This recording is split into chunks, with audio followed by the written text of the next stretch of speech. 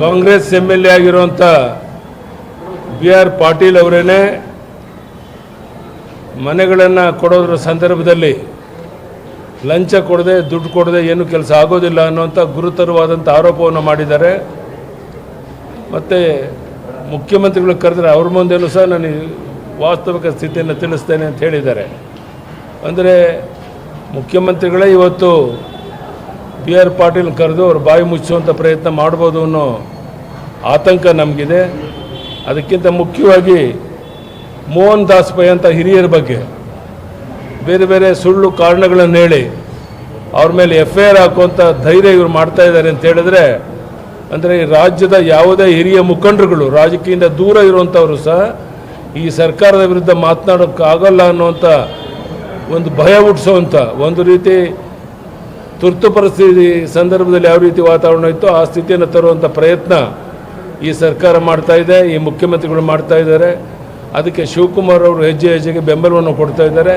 ಇದನ್ನು ಖಂಡಿಸ್ತೇನೆ. ಮತ್ತು ಇದೆಲ್ಲ ಸಂಗತಿಗಳನ್ನು ರಾಜ್ಯದ ಉದ್ದಗಲಕ್ಕೆ ನಮ್ಮ ಕಾರ್ಯಕರ್ತರಿಗೆ ತಿಳಿಸಿ ಯಾವ ರೀತಿಯ ಹೋರಾಟವನ್ನು ಮುಂದೆ ಬರೋ ದಿವಸಗಳಲ್ಲಿ ಮಾಡಬೇಕು ಅನ್ನೋದ್ರ ಬಗ್ಗೆಯೂ ಸಹ ಯೋಚನೆಯನ್ನು ಮಾಡ್ತಾ ಇದ್ದೇವೆ. ಎಲ್ಲ ಸಂಗತಿಗಳ ಬಗ್ಗೆ ಸಾಕಷ್ಟು ಚರ್ಚೆ ಆಗಿದೆ. ಕಾರ್ಯಕ್ರಮವನ್ನು ರೂಪಿಸ್ತೇವೆ.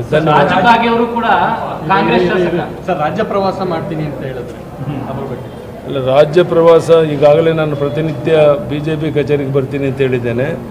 ವಾರಕ್ಕೊಂದು ದಿವಸ ಒಂದೊಂದು ಜಿಲ್ಲೆಗೆ ಹೋಗ್ತೇನೆ. ಇನ್ನೊಂದು 3-4 ದಿವಸದಲ್ಲಿ ಬೇರೆ ಯಾವುದಾದ್ರು ಯಾವ ಜಿಲ್ಲೆಗೆ ಹೋಗಬೇಕು ಅಂತ ನಮ್ಮ ಮುಖಂಡರಿಗೆ ಹೇಳ್ತಾರೋ ಅಲ್ಲಿಂದ ನಾನು ಪ್ರವಾಸ ಮಾಡ್ತೇನೆ.